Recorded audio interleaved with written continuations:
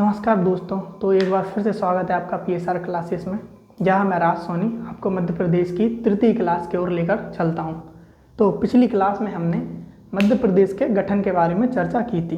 पिछली क्लास में हमने 1947 से लेके भारत के आज़ाद होने से 1956 तक मध्य प्रदेश किस प्रकार से बना वहाँ तक चर्चा की थी। आज हम 1956 से लेके 2000 तक मध्य प्रदेश में क्या क्या गतिविधियां हुई, किस प्रकार मध्य प्रदेश में संभाग तथा जिलों का निर्माण हुआ, उन सब के बारे में हम चर्चा करेंगे।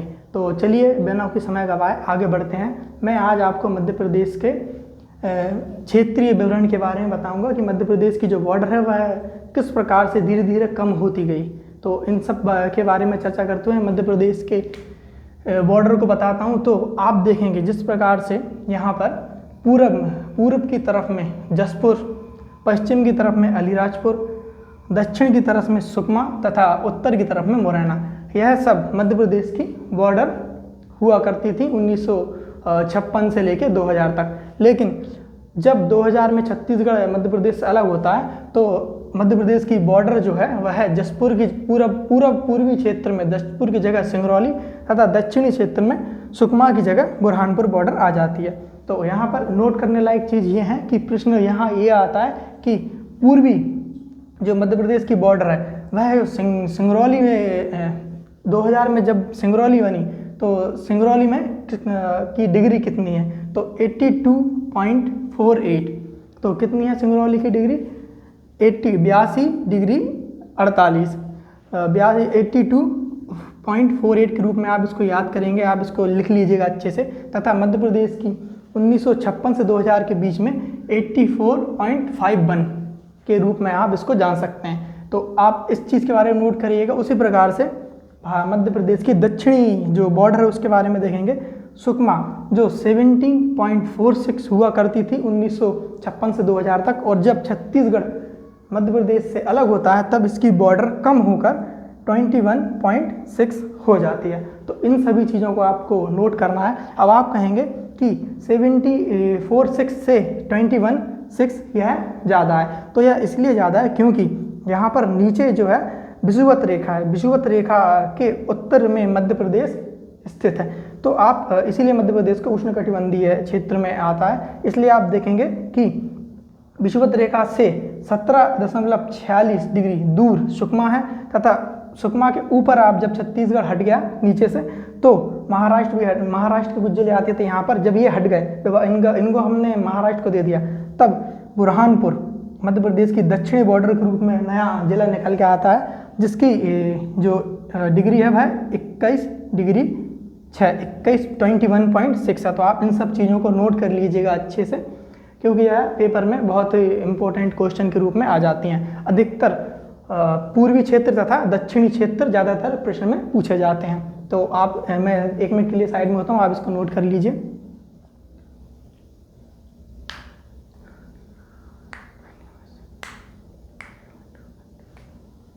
तो अब हम बात करेंगे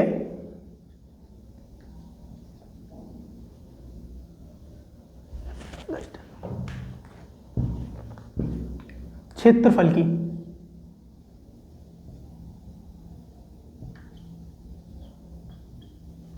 तो आप देखिए जिस प्रकार से मध्य प्रदेश की बॉर्डर में बदलाव हो रहा है उसी प्रकार से मध्य प्रदेश का जो क्षेत्रफल है उसमें भी बदलाव होंगे।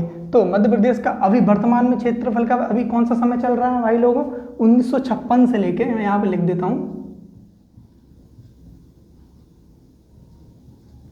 तो 1956 से लेकर 2000 का समय चल रहा है। तो 1956 से 2000 के समय के बीच में 443,446 क्या है, कितने किलोमीटर स्क्वायर है? 443,446 किलोमीटर स्क्वायर। ये मध्य प्रदेश का क्षेत्रफल है। प्रतिशत में अपन इसको कितने लिखेंगे? 13.6%। तो आपको क्या याद करना है? इसकी याद करने की ट्रिक यही है, 443,446।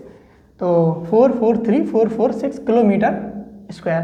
तो यह मध्य प्रदेश का 1956 से लेकर 2000 के बीच में क्षेत्रफल है। वहीं 2000 के बाद क्या क्षेत्रफल है? तो 2000 के बाद जो क्षेत्रफल है वह 308,252। कितना क्षेत्रफल भाई लोगों? 308,252। और इसमें प्रतिशत में कितना जाएगा? 9.38%। तो यह जो है क्षेत्रफल, यह वर्तमान का क्षेत्रफल है।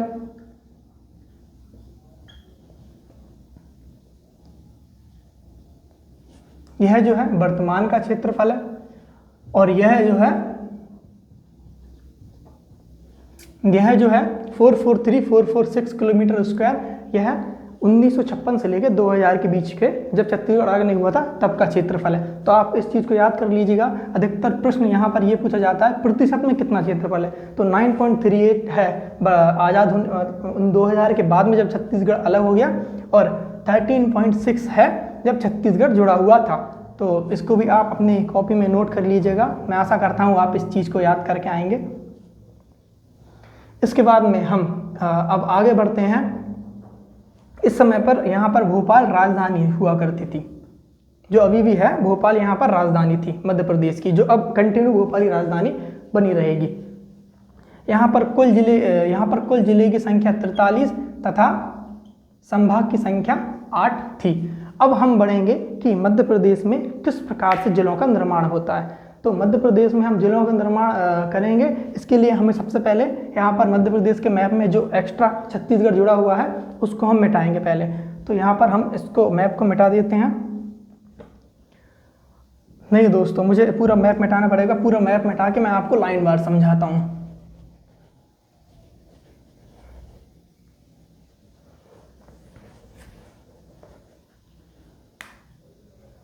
अब समय चल रहा है 1956। तब जिले बनते हैं टोटल 43 तथा 8 संभाग। अब 1956 के बाद में समय आता है 1972।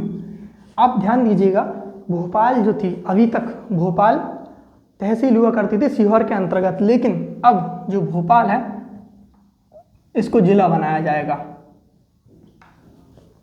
भोपाल को क्या बनाया जाएगा? जिला बनाया जाएगा। भोपाल के साथ ही एक और जिला बनाया जाएगा जिसका नाम रहेगा राजनांदगांव।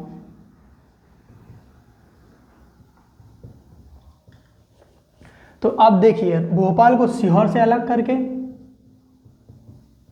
तथा राजनांदगांव को दुर्ग से अलग करके बनाया जाता है। ये राजनांदगांव जो है यह है महाराष्ट्र में चला गया, लेकिन अभी हम समय क्या चल रहा है 1972, अर्थात हम अभी छत्तीसगढ़ से अलग नहीं हुए हैं। तो भोपाल में से भोपाल को नया जिला बनाया जाता है और राजनांदगांव को नया जिला बनाया जाता है। तो अभी टोटल जिलों की संख्या हो गई है 45। यहाँ पर कितनी जिलों की संख्या थी? 43। ऐसे ही आपको अपनी किताबों में नोट करते हुए चलना है कि कितने जिले होगा, मैं आपको बताता चलूँगा। यहाँ पर 43 थे, यहाँ पर हो गए हैं 45। तो अब इसके बाद में समय आता है 1982 का, 1982 का। अब 1982 में ऐसा क्या होता है? तो 1982 में बी.आर. दवे समिति बनती है, जो कुल 10 नए जिलों को बनाने की सिफारिश करती है। कितने जिलों को? कुल 10 नए जिलों को बनाने की सिफारिश करती है, लेकिन उस समय पर 10 जिलों को नहीं बनाया जाता। तो समय आगे बढ़ता है, धीरे धीरे समय आगे बढ़ता है और समय पहुंचता है 1998 पर।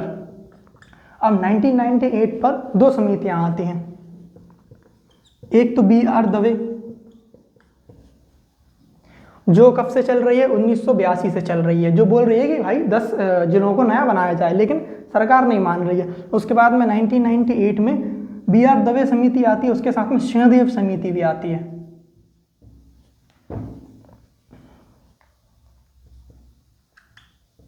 कौन सी? सिंहदेव समिति।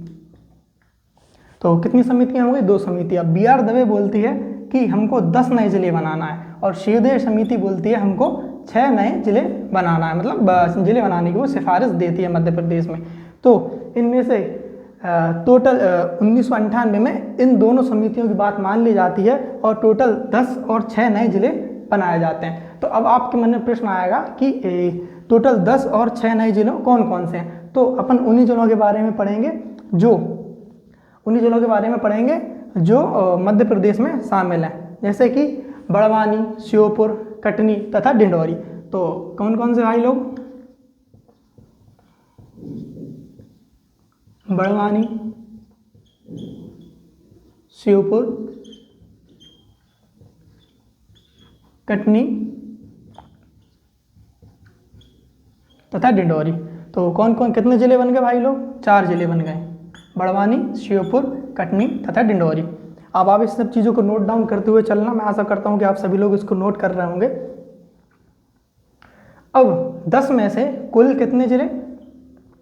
4 ज़िले। 4 ज़िले जो बनते हैं इनको मध्य प्रदेश में शामिल किया जाता है। वहीं पर आप देखेंगे शिवदेव समिति दिख रही है यहाँ पर। शिवदेव समिति में से भी 6 ज़िले बनाए जाते हैं, लेकिन जो मध्य प्रदेश है वह 6 ज़िलों को ना शामिल करके सिर्फ 3 ज़िलों को शामिल करती है।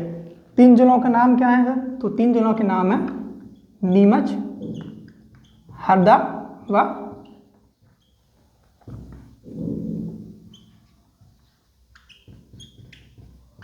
उमरिया।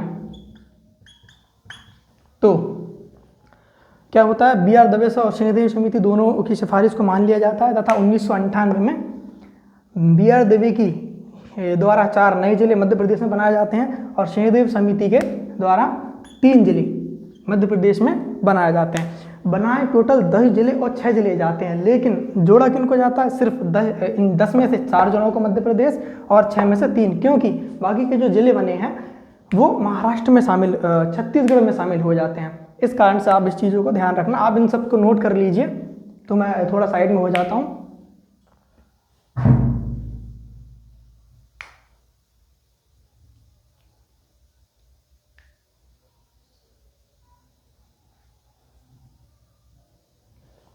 इस प्रकार से हम देखेंगे कि टोटल कितने जिले हो जाते हैं। यहाँ पर 45 जिले उस टाइम तक बन चुके थे। 10 जिले ये बनते हैं, ये हो जाते हैं 55, और 6 जिले नए बनते हैं, 6 जिले और जोड़ते हैं तो बन जाते हैं टोटल 61 जिले। तो आप देख सकते हैं यहाँ पर मैंने लिख के रखा है कि कुल 61 जिले बन जाते हैं। अब 61 जिले बन जाते हैं टोटल, लेकिन मध्य प्रदेश में वर्तमान में कितने जिले हैं? तो 61 में से जो 16 जिले बनते हैं, 16 जिलों को हम 1 नवंबर 2000 को 1 नवंबर 2000 को हम 16 जिलों को किसको दे देते हैं?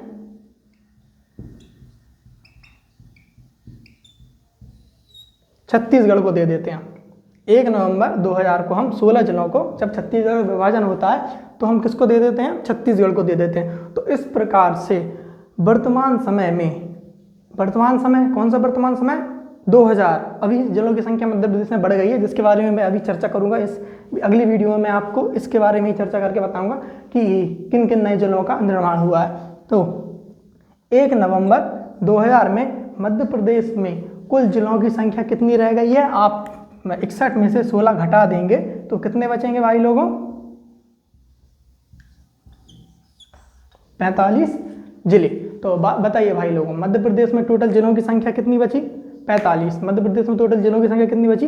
45। तो प्रश्न आएगा कि सन 2000 में मध्य प्रदेश में कुल जिलों की संख्या कितनी थी? तो आप बताएंगे मध्य प्रदेश में कुल जिलों की संख्या 45 थी। एक बार हम फर्स्ट डिवीजन करते हुए चलेंगे। मैंने आपको मध्य प्रदेश के क्षेत्रफल के बारे में बताया, मध्य प्रदेश की बॉर्डर के बारे में बताया, कौन सी बॉर्डर कहाँ पर लगती है। इसके बाद में मैंने आपको मध्य प्रदेश के जिलों के बारे में बताया। 1972 में मध्य प्रदेश में 2 नए जिले जोड़े जाते हैं। उसके बाद 1982 में श्रीदेव बी आर दवे समिति आती है। उसके बाद में 1998 में श्रीदेव समिति आती है। इन दोनों के समितियों को मानकर कुल कितने 16 नए जिलों का निर्माण किया जाता है। लेकिन 16 नए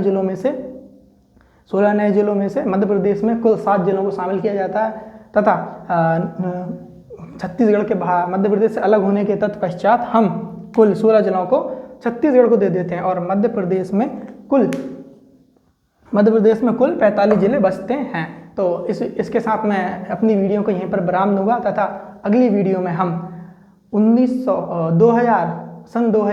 नवंबर 2000 मध्य प्रदेश बनने के पश्चात से लेके आज तक वर्तमान में जो डेट आपको निकल रही है, इस डेट तक मध्य प्रदेश में कितने जिले बने, कितने जिले, कब उन जिलों का निर्माण हुआ, डेट क्या थी, उन सब के बारे में चर्चा करेंगे। धन्यवाद।